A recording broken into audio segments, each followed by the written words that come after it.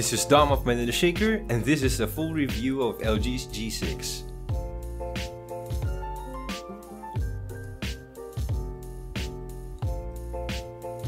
LG seemed to have changed its core design team for the latest iteration of their G line.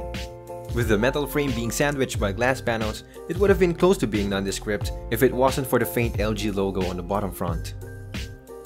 What's noticeable at first sight is the dual rear camera placement sitting right in the middle, above the wake lock button that doubles as a fingerprint scanner, like the one on LG V20.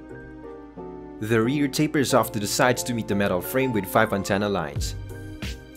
The absence of any button on the right side presented an opportunity for LG to put a SIM/micro SD tray at the usual power button spot. On the left are the volume buttons. A 3.5mm headphone jack and a noise-cancelling mic is then seen on the top part of the frame. At the bottom is the USB 3.1 Type-C 1.0 port in the midst of a speaker grill and the main microphone. It has a flat front panel with decently sized bezels all around and a generous screen along with the usual cutouts for the front-facing camera, sensors, an earpiece up top, and just the LG moniker below.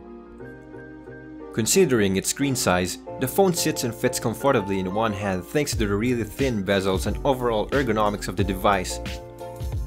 It feels cool and solid to the touch with just the right amount of heft. The 5.7 inches of IPS LCD runs at 1440p or QHD with a unique 18:9 aspect ratio.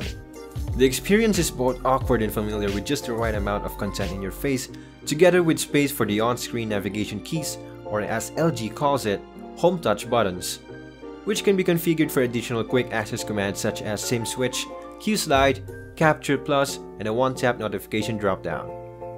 This is actually great, but it might feel underwhelming for a lot of power users. I'm hoping to see the next flagship entry to have an expanded touch button option. Similar to the headliner of the LG G5, the G6 continues the trend of dual camera setup with a 13MP primary right beside a 13MP wide-angle secondary camera for scenic shots. With an f1.8 aperture, it does considerably well with daylight-assisted shots. The wide-angled twin works just as well but introduces a fisheye effect that some may find annoying. Indoor shots with natural lighting are just as good with a touch of overexposure. Same story goes for the wide-angled version.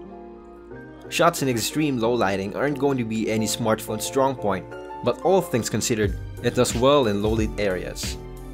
Videos maxes out at UHD or 4K resolution at 30fps, but don't expect the steadiest of shots even with optical image stabilization. A 3-axis gimbal, which I don't have, will definitely work wonders. Selfies are on the other side of the 5MP included front-facing camera that auto-adjusts upon detecting more faces in the image. Following the trend, they put in a Snapdragon 821 paired with 4GB of RAM. Sure, people will be like, oh, that's so last year, but the LG G6 is by no means an underperformer. It's called a flagship unit for a reason. It's just that for its price, it's quite unreasonable. As per usual high-tier device standards, the G6 performs with much of what is expected from running your daily tasks and apps. I've ran a number of benchmarking tools for 10 times and took the average. The numbers are what you'd expect from a flagship, but isn't enough to put it on the top. I've said on my last review video that I don't play mobile games that much since Overwatch and Dota 2 are my main games. But over the past 2 weeks, I've tried getting back to playing something more stimulating than Everwing.